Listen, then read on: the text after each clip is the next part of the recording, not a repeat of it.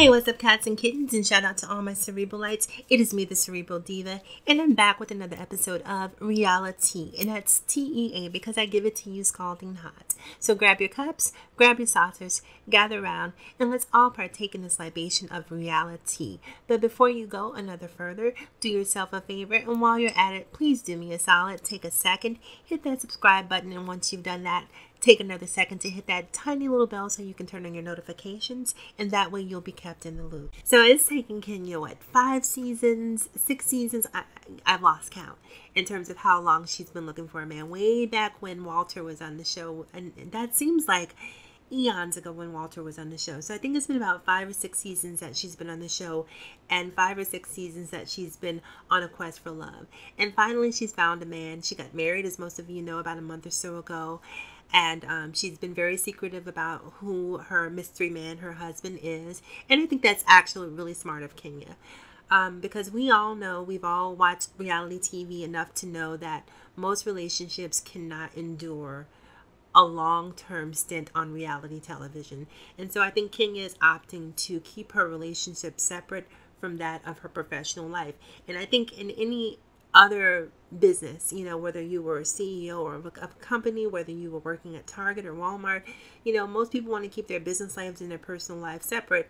But unfortunately, in the world of, or the realm of reality TV, you don't really get to define that line of demarcation, because if it's quote unquote reality, we need to see what your reality is, and that would include your husband.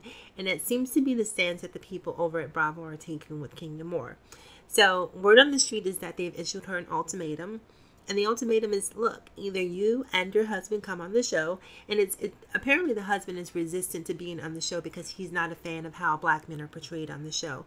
And I think not only that, shout out to her husband, first of all, for not wanting to piggyback off of her celebrity. I think that that is a positive sign, knowing that he doesn't want to be on the show, that he's, to me, says, I'm here for Kenya. I'm not here for notoriety. I'm not here for celebrity. What she does is her thing. I'm going to step back and let her enjoy the spotlight. This is what she does.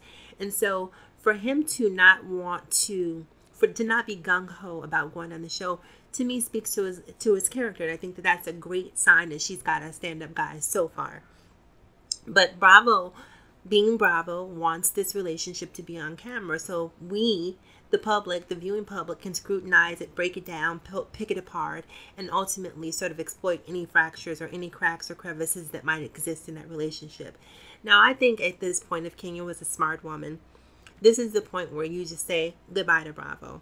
I feel like Bravo is sort of feeling its oats, being that they have Nene and Kim back. So they don't really need Kenya to the degree that they've needed her for the past several seasons, when Nene and Kim and some of the other premier characters were no longer on the show. So if that's how they feel, I think that Kenya, if Kenya wanted to do a reality show, she should certainly do something in the vein of what Kim Zolciak did, where you show her and her new husband, and show her trying to conceive, and show her trying to acclimate to married life and exactly what that entails, and not necessarily her bickering back and forth with other women and bringing that negative energy home and bringing it into a relationship. So if she were to do a reality television show with her husband, I think it should be one that simply focused on the two of them and not outside influences.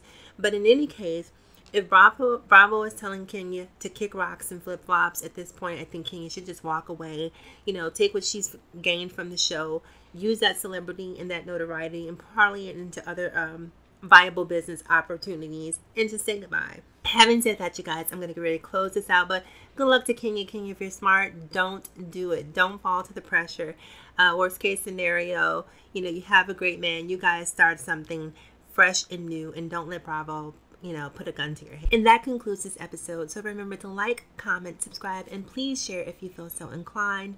Remember to follow me across all social media platforms: Facebook, Instagram, Snapchat, and Twitter. Also remember, it is better to be pissed off than it is to be pissed on. And as always, in closing, people, remember to live better, love harder, and think smarter. It is me, the Cerebral Diva. I will talk to you guys again soon. Have a great day, and as always, thank you for listening.